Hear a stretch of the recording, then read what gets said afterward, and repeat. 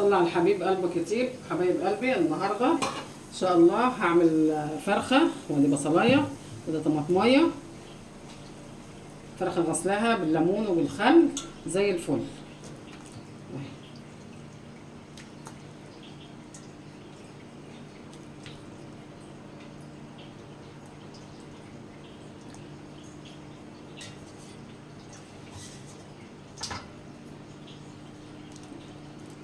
فرخه السلق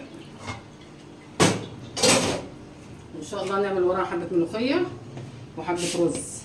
حبايب قلبي اللي بيشاركوني في الفيديوهات بيشاهدوا الفيديو وما بيعملوليش متابعه، فاعملوا لي متابعه، ربنا يرزقكم بزياره النبي يا رب.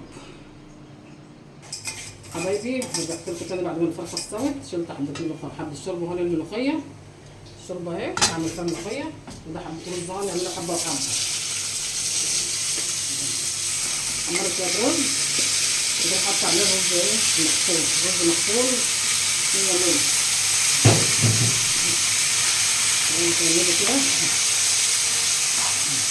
مرة تعملي بالشعرية، مرة تعملي رز حبة وحبة، مرة تعملي رز أبيض حسب العيال والأطفال ما يكون عايز. معلقة ملح بيضة كده ماشي. اقعدي اقلبي كده على ايه لما المية تتشرب اللي فيه عشان يبقى متحمص ايه بمعلقة السمنة. تعملي بمعلقة سمنة بمعلقة زيت الموجود في تعملي يا حبيبتي بمعلقة زيت معلقة سمنة كده الموجود في البيت. المهم ما تقفيش على اي حاجه، الموجود نعمل بيه. المطبخ اصلا ايه مش كتالوج هنمشي عليه، لا اي حاجه تيجي في دماغك وانت واقفه روحي عامله بيه.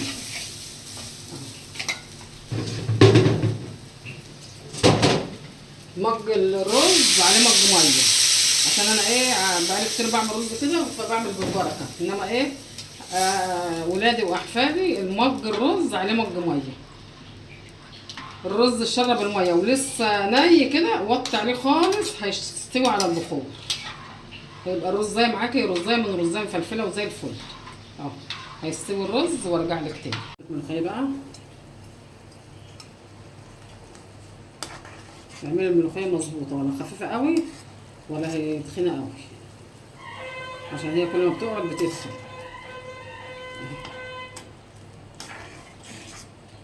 ده غلوه واحده كده، ادي التومه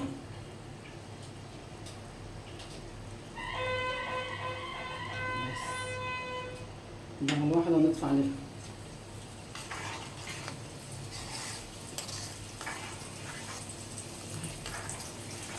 هي عسل عسل عسل. التومه عمال التومه اللي هي محروقه خلاص محروقه تبقى صفرا مستكان.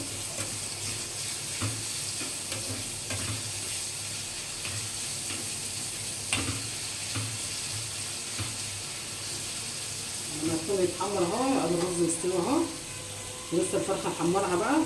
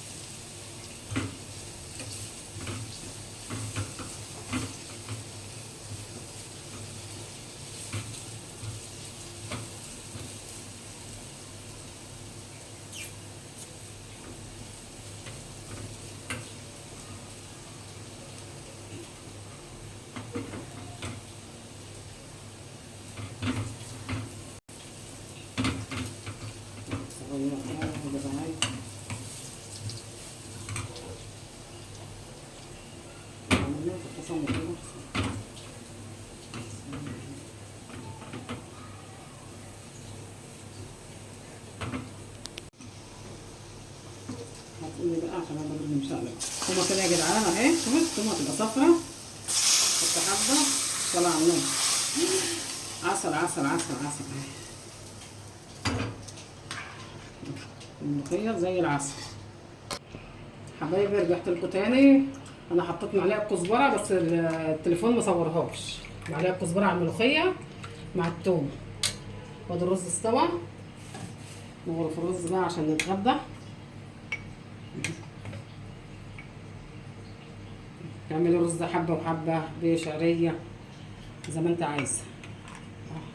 تعملي كده والعين بتاكل قبل البق، لازم تزوقي الطبق اللي انت بتاكلي فيه.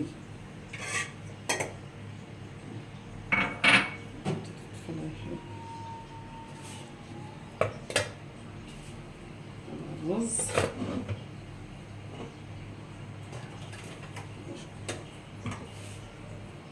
في طبق ملوخيه.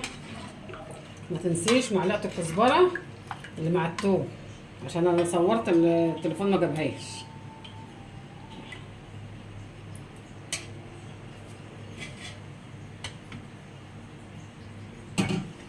ده غدانا اليوم يا حبايب قلبي، تعالوا اتغدوا معانا.